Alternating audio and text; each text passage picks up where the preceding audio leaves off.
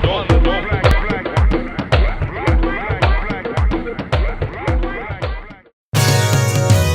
our Black, Queer, and Beyond episode, Mondo Black caught up with award-winning poet, performer, activist, and educator Pamela Sneed.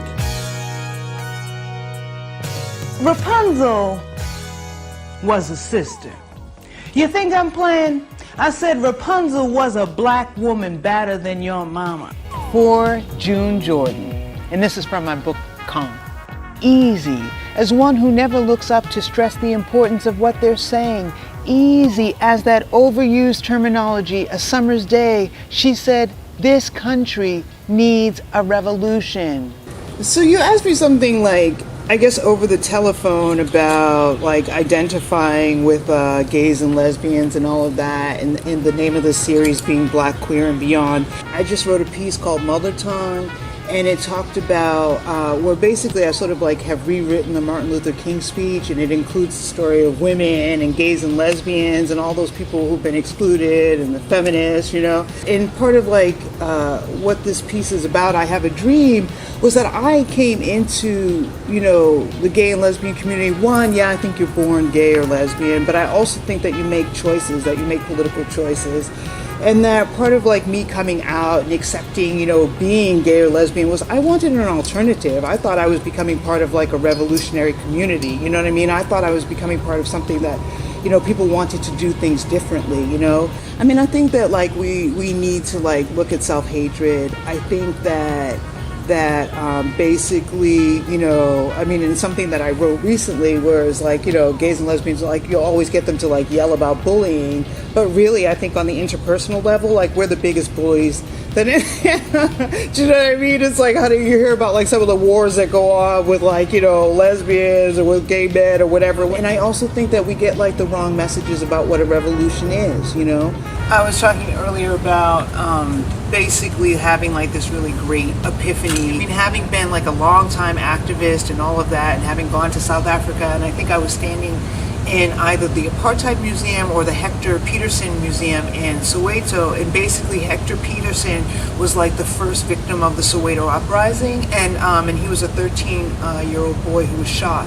And basically there's this really powerful photo that like shows him, like, you know, this 13-year-old kid, you know, his body draped over the arms of his friend. You're looking at like the ANC, you're looking at, you know, Mandela, you're looking at all of these, you know, this incredible footage, you know, but the most powerful thing is that the reason why people are fighting is basically so that like some little black kid can like wake up in the morning and like and feel good about themselves. I can't believe that it took like all these years of activism, you know, going, you know, halfway across the world, where I had this kind of like reminder, or maybe it was like the first recognition that this wasn't about like, you know, changing the world. This wasn't about changing other people, that this was about changing myself. This was about how I looked at myself in the mirror, how I felt about myself. And so sort of like bringing the revolution, you know, home on a real level. Like, you can't have like a society that's, you know, completely in this transformation, but is completely detached from itself. One, I consider like teaching to be spiritual work.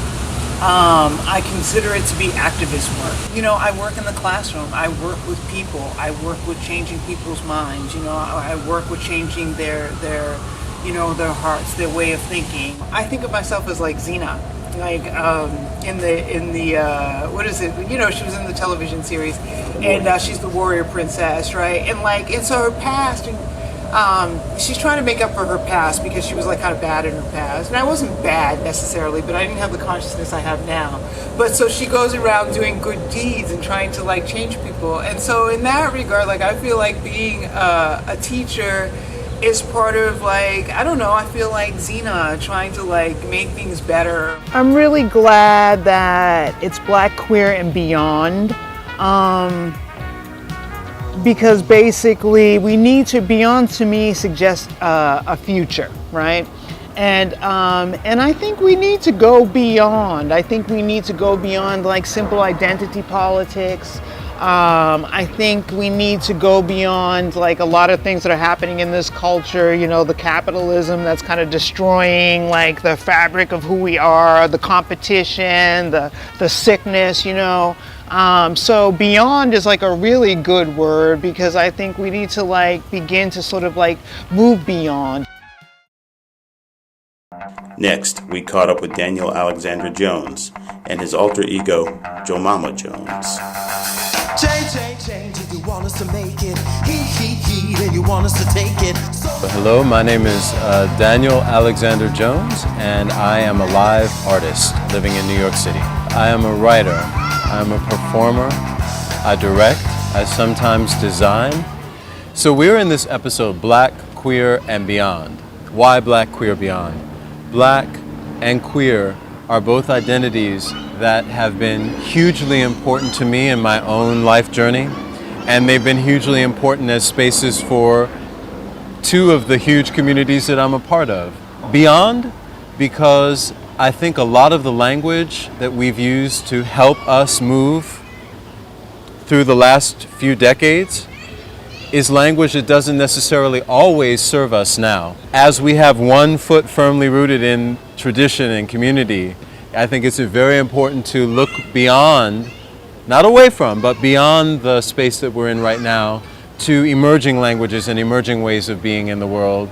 Jomama Jones is my alter ego, and I think of it as ALTAR. She's a presence that comes through me. Ostensibly, she's a former R&B singer superstar from the 1980s who decided to leave America when the record industry got kind of cagey. I've had a lot of adventures with gender and gender expression. I'm a man, I'm a queer black man, but I also have within me these two energies, these two spirits. One that can flex very masculine sometimes, or as masculine as I get, and then the other that is very feminine. But the feminine energy is always tied to me to the divine. It's like it's very connected to something much larger than me. It's very important for that divine feminine energy to be on the earth in an amplified way. She's accompanied a kind of radical shift in my own art practice, in my own way of being in the world. I feel like she's talking to people about love, which is a taboo subject in a very cynical city. She's talking to people about the responsibility of being open to one another and responsible to one another as citizens.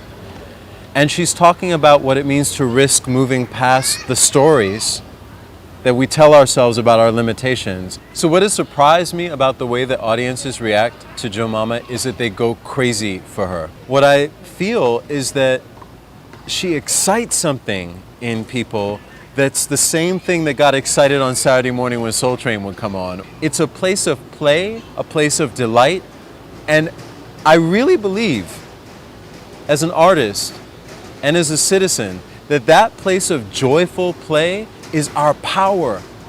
And that when that gets taken away from us, or we let it slip from our hands, we lose something vital about what it means to be a human being, the why of resistance or revolution. So it's been interesting to think about being, an out gay artist, an out black artist, and these are things that have definitely shaped the way that I work. At the same time that I'm an artist who works in, I really believe, a spiritual way, and the ideas will come to me sometimes from places that have nothing to do with those identifiers. And ultimately, I always feel like I must surrender to the art, and I have to surrender to the impulse, while I never lose sight of the fact that I walk through the world